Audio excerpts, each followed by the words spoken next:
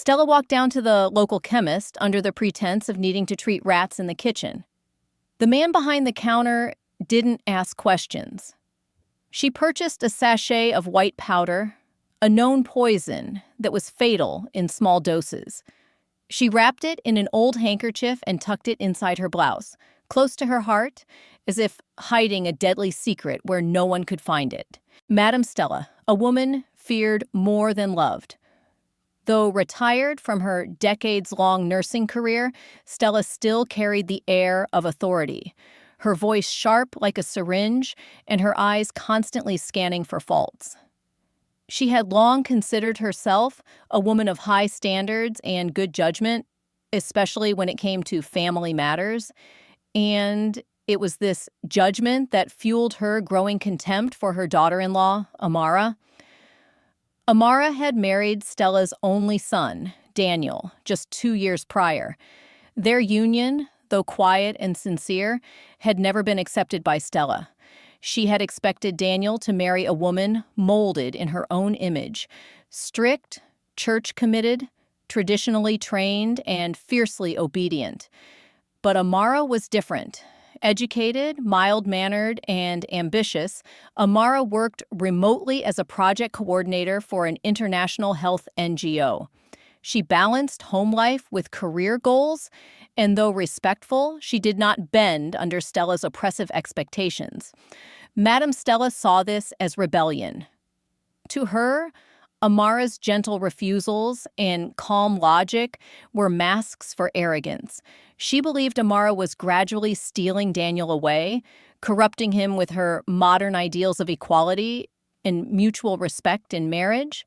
The more Daniel defended his wife, the deeper Stella's resentment grew. Daily life in the household became a battleground, though not one of raised voices or slamming doors. It was a war of silent glances, passive-aggressive remarks, and strategic timing. Stella would criticize the meals Amara prepared, claiming they were too soft or not like home food. She would question why Daniel, a grown man, was still taking instructions from a woman who couldn't even kneel properly when greeting elders. And every time Amara held her tongue or offered a soft apology, it only fed Stella's belief that the girl was manipulative, acting like a dove while sowing seeds of division. Daniel, caught in the middle, tried to create peace. He adjusted his schedule to be home more often, started cooking his own meals sometimes, and insisted that both women deserved respect. But this only enraged Stella further. She saw his efforts not as balance, but as betrayal. The whispers in her mind grew louder. She is changing him. She wants to push you out. He listens to her now, not you. Her thoughts became poison, dripping into every interaction, and over time, they turned deadly. One night, as she lay on her mat, staring at the ceiling fan spinning slowly overhead, she made a chilling decision. She was going to end the marriage, her way, her. The next morning, the compound felt unusually still.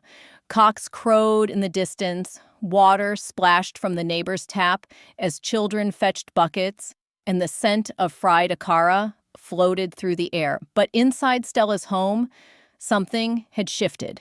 She moved differently, slower, quieter, as if carefully weaving through her own thoughts. She watched Amara sweep the corridor while humming to herself. The younger woman's soft voice irritated her like a stone in a shoe. In her mind, Amara's quietness wasn't peace, it was plotting. Stella believed her daughter-in-law was cunning, manipulating Daniel with kind words and foreign ideas. She was certain the girl's ultimate goal was to separate Daniel from his roots, from his own mother. Later that day, Stella walked down to the local chemist under the pretense of needing to treat rats in the kitchen. The man behind the counter didn't ask questions. She purchased a sachet of white powder, a known poison that was fatal in small doses. She wrapped it in an old handkerchief and tucked it inside her blouse, close to her heart, as if hiding a deadly secret where no one could find it. Back home, she greeted Amara with a tight-lipped smile, a gesture that startled the younger woman. It was rare for Stella to offer any kindness, and when she did, it was often followed by a storm. Stella told her she wanted to cook Sunday dinner for the family, just a small gesture of peace. Amara was surprised but relieved. She hoped it was the beginning of something better. Daniel, when told, raised an eyebrow. He had grown used to the battles between his mother and wife, but he didn't question the offer. Instead, he encouraged Amara to rest that day while his mother handled the food. Amara hesitated at first, but eventually agreed, thinking perhaps something had finally softened Stella's heart. Stella, however, was calm and calculating. She planned every detail meticulously. She chose a pepper soup recipe she knew Daniel loved. She set aside one plate, Amara's, and carefully mixed the powder into it, making sure the aroma of the spices covered any unusual smell. She rehearsed her words, practiced her reactions, and waited for Sunday with a heart as cold as steel. To her, it wasn't just poison. It was a way of taking back control. If Amara was gone, things would return to normal. Her son would be hers again. The balance of power would shift back. But Stella, for all her planning, never imagined that someone else in the house was watching. While Madame Stella plotted in silence, there was one person in the house who remained invisible to her suspicions: her husband, Mr. Emmanuel. A quiet, elderly man who preferred the shade of the compound tree to the chaos inside his home. He had long since learned the value of silence, but age had sharpened his observation, and he saw what others missed. He noticed how his wife's bitterness had deepened.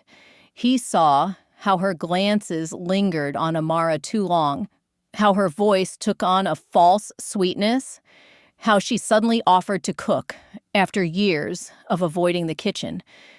Something was off, and Emmanuel felt it in his bones. On the Friday before the planned Sunday dinner, he sat alone on the wooden bench beside the backyard kitchen. Stella didn't see him when she slipped the sachet of poison into her wrapper pocket. She didn't notice that he'd heard her earlier at the chemist's stall, pretending to ask about rats. He had watched her closely since then, not saying a word. That evening, after dinner, Emmanuel called Daniel aside. In hushed tones, he told him what he'd seen. At first, Daniel didn't know what to believe. His mother could be harsh, even cruel, but poison? That was beyond anything he could imagine. But the fear in his father's eyes struck a chord. Daniel didn't confront her. Instead, he made his own plan. If his father was right, then he couldn't let anything happen to Amara. But if they accused her wrongly, it would destroy whatever remained of the family. So he decided to wait and watch. On Sunday morning, as Stella moved about the kitchen with exaggerated care, Daniel acted normal. He chatted with her, laughed at her jokes, even complimented the scent of the soup. But his mind was racing. Before dinner, he spoke to Amara privately. He asked her to let him serve the food. He told her to trust him and not to ask questions. Amara, slightly confused, agreed. She didn't suspect danger, only another awkward evening of fake smiles and cold tension. As the food was dished out, Daniel carefully rearranged the plates. The one meant for Amara, he placed before himself. He smiled at his mother as he picked up the spoon. Stella watched, frozen. Her plan was in motion, but she hadn't expected her son to eat from that particular plate. And in that moment, her hands began to tremble. As the family sat around the small dining table, the scent of pepper soup filled the air, rich with spices and carefully layered ingredients. Madame Stella smiled tightly, watching the bowls being passed around. Her hands were folded on her lap, her posture controlled, but her eyes flickered every time Daniel moved. She hadn't anticipated him choosing that bowl. It was meant for Amara, the one with the added powder. Her eyes darted quickly to the rest of the table, searching for a sign, but it was too late to intervene without drawing suspicion. Daniel took a spoonful and lifted it to his mouth, still smiling, still playing along. The taste was strong and familiar, exactly how his mother used to make it years ago. He chewed slowly, never breaking eye contact. Madame Stella's breath caught in her throat. A bead of sweat formed at her temple. Then he coughed, once, sharply. Amara gasped and reached for a glass of water, but Daniel waved her off gently. He coughed again, this time more violently. He gripped the edge of the table as though in pain, pushing the bowl aside. His body slumped slightly. Amara stood up in panic, shouting his name. Madame Stella's face twisted, not in concern, but in pure terror. Her lips parted, and for the first time in years, she was speechless. Her eyes widened in realization that her son, not her daughter-in-law, had taken the poisoned Dwashin. She pushed her chair back and stumbled forward, a cry escaping her lips. Her words, unplanned and unfiltered, burst out as she confessed what she had done.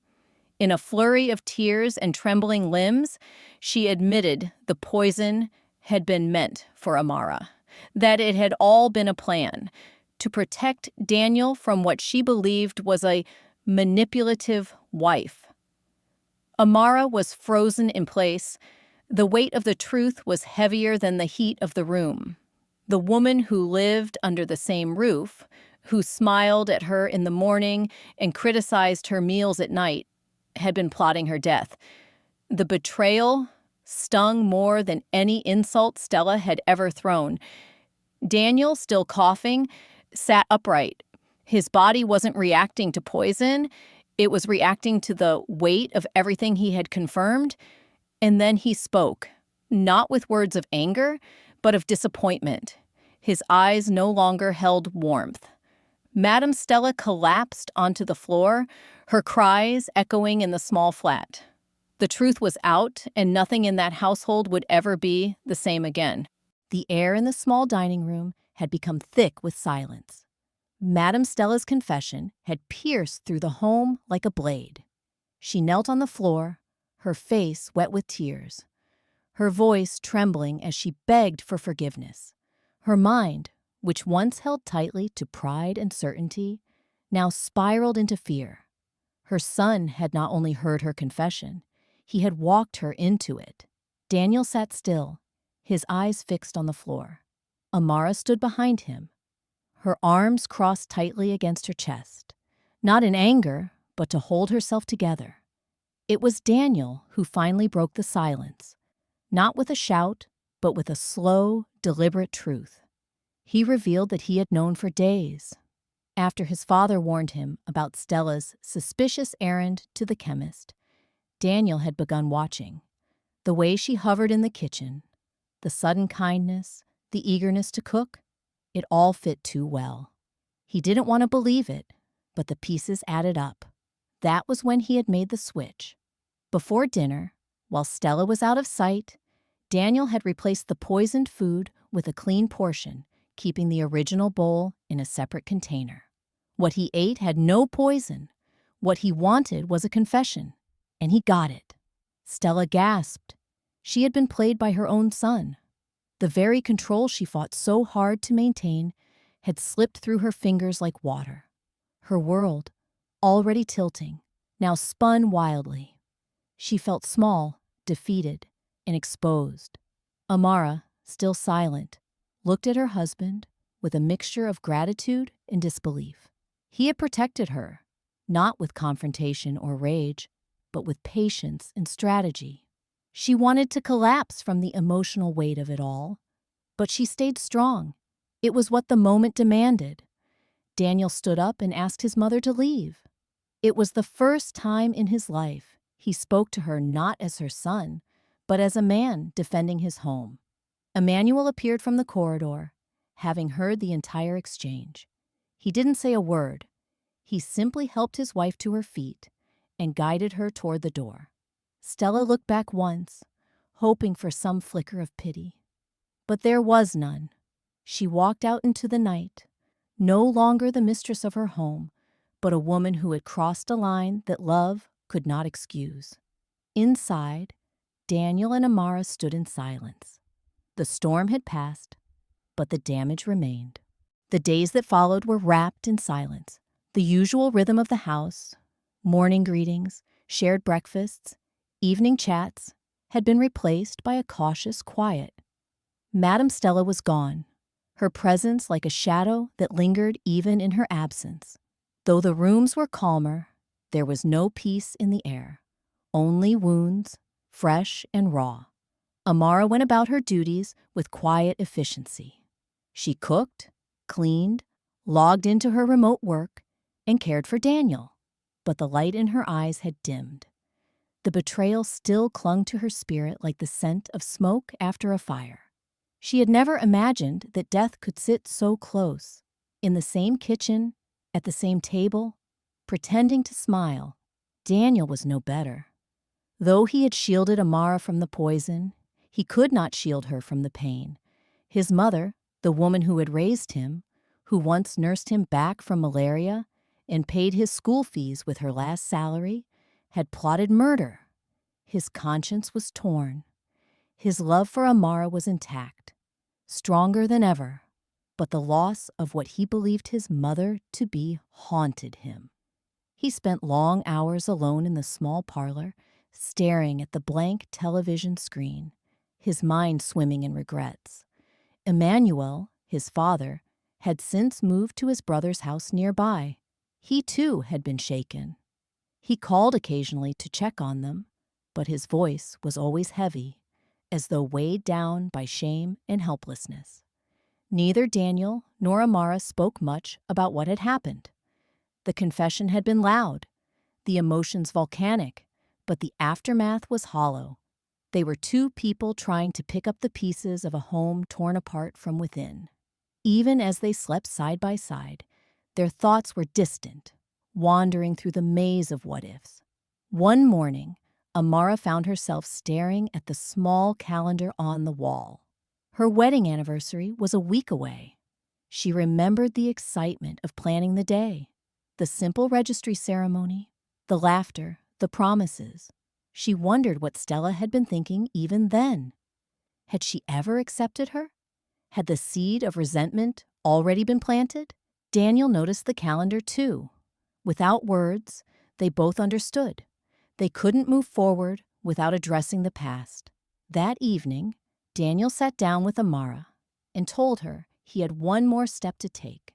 He wanted to confront what remained of the wreckage, to visit his mother, not for reconciliation, but for clarity. Amara nodded slowly. Healing, they both knew, would not come from silence. It was a rainy Tuesday when Daniel made the visit. The streets of Surulere glistened with puddles, and the distant sound of thunder rumbled low, as if nature itself anticipated what was to come. Dressed in a plain shirt and jeans, Daniel walked slowly to the small bungalow where his parents had relocated after the incident. His heart was steady, not angry, but firm. Madame Stella had become a ghost of herself. Once proud and loud, she now moved like someone half her age. The poison she had tried to give Amara hadn't just exposed her, it had emptied her. Friends had stopped visiting. Even the neighbors, once eager to greet Nurse Stella, now avoided eye contact. Her name, once spoken with admiration, had become a whispered cautionary tale. She was startled when Daniel entered. Her eyes welled with tears, and her mouth opened, but no words came. For the first time, she realized her son no longer looked at her with affection. There was no warmth in his face, only quiet strength. Daniel didn't speak immediately. He sat on the edge of the old sofa, letting the sound of rain fill the room. He looked around. The house was darker than he remembered. Paint peeled from the corners, and the curtains sagged like the heart of the woman who lived within. Then he spoke, not with anger, but with controlled sorrow. He told her that love, when twisted by control and bitterness, becomes dangerous. He reminded her that Amara had done nothing but love him. She had tried to earn respect. She had shown patience, yet Stella had tried to destroy her. Stella sobbed openly. She admitted to everything again. She said she believed she was protecting Daniel, that Amara had taken him away, that she feared losing her role as a mother, but she now saw that her hatred was never about Amara. It was about fear, about being replaced. Daniel listened.